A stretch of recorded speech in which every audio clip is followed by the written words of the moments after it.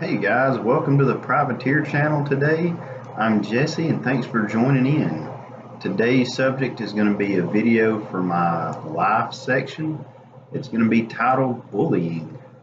I found this subject while thumbing through Facebook, and I noticed that a friend of mine was having a debate, or really a discussion, on how we should treat children that are victims of bullying versus the bully itself, and how to go from that.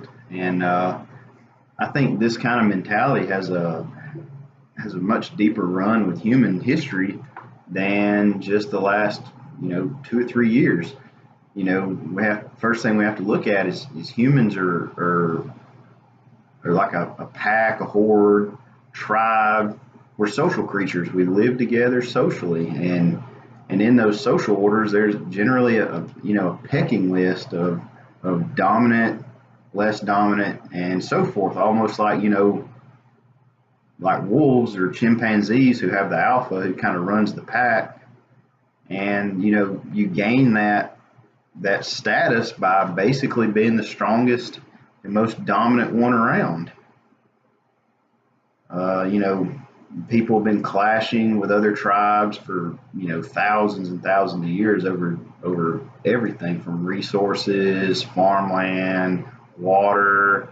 Even in modern times, we can see people clashing over various things and fighting with each other, from turf war on maybe your low income areas, or your blue collar thing. Your blue collar folks don't really fight over stuff like that, but I've seen plenty of people fight over some damn property lines, let me tell you that.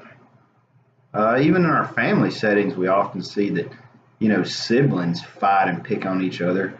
Me and my sister used to fight and pick on each other all the time. My niece and nephew, oh, they fight all the time. It's even been recognized, at least in Alabama, that siblings fight so much that they've actually taken that out of the domestic violence law. So that's not, DV anymore. It's just regular old assault. It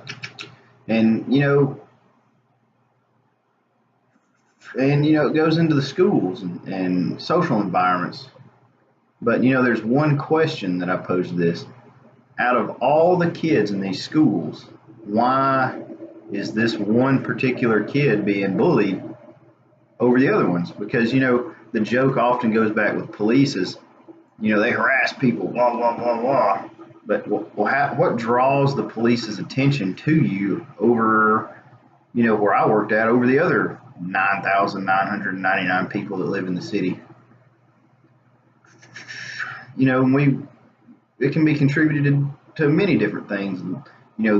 Looks, grades, mannerisms, whatever. You can be picked on for being too smart. You can be picked on for being, looking extremely different. We can look at bullies in a couple of different ways. One, they're horrible monsters that prey on the weak. Two, they're crappy people that prey on somebody they believe that are weaker than they are. But with this take, we can take something away from the experience and learn something. Or there's another look on this. This is a theory of mine. They're the sidelines of life that keep people from running away from social norms. We'll get into that for just a second. We'll begin with the first view of horrible monsters. Seems to be the way that the social media, or mainstream media, has portrayed them. This has led to the creation of bully-free zones. If you guys haven't been to a school lately, there's big signs up. They have the gun-free zones, they have bully-free zones, and these feel-good rules, as I call them, they don't really do anything, guys. Let's be honest. They always say in my old profession, locks only stop honest people. Because let's face it. Laws and rules are just words on paper. So if you don't have the morals and the ethics to abide by them, they're not going to really do anything for you. The second view is that bullies prey on the weak, but we're going to take away from the experience to grow. Learn to take pride in yourself. or if you're being made fun of for your grades, defend yourself, basically. After it's established that you're not as weak as they thought you are, they'll move on to the next person. If some bully calls you a nerd because you made 100 on a test, tell them, so what? You gonna fucking do something about it? Smack you in the mouth. And I promise you, after you smack him in the mouth a couple times, he won't be fucking with you no more. But lastly, the sideline view, which this means that that the social norms in which we operate in a culture are similar to the boundaries of a field or court. If someone begins to wander too close to them or outside, a bully will make sure that they stay within the boundaries. This, goes to the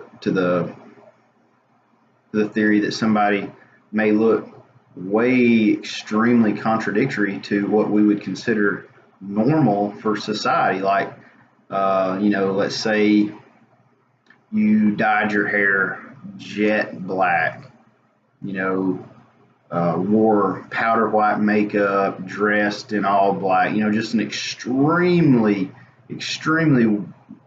one way or the other look, you're going to draw that attention because it's outside of the social norm for how most people generally portray themselves. Not saying that expressing yourself is bad, but, disclaimer, expressing yourself in a certain manner may draw a bully to let you know that you're outside of your social norm. And we'll finish up here here. At the end of the day, we can take a few things away from an encounter with a bully. One, we learn to not be socially noticeable in a way that is contradictory with our social norms. And secondly, we learn how to defend ourselves. That to me is the best lesson to take away from these experiences, because let's face it, trials and tribulations are pretty much a big part of our entire lives. So the earlier we can instill this in our children, the better off they'll be, because at the end of the day, our responsibility as parents is to ensure that the children are raised in a manner that allows them to become productive members of society. It's not really like this, modern society is people are more or less shielding their children from the real world, and that just, it doesn't cut it. It raises your kids to not be able to handle their shit once it hits the fan, and then they just go off the deep end, and bad things happen at that point. Thanks for joining in this week, guys. Leave me a comment at the bottom, hit that like button, subscribe, and let me know what you guys are curious to hear about.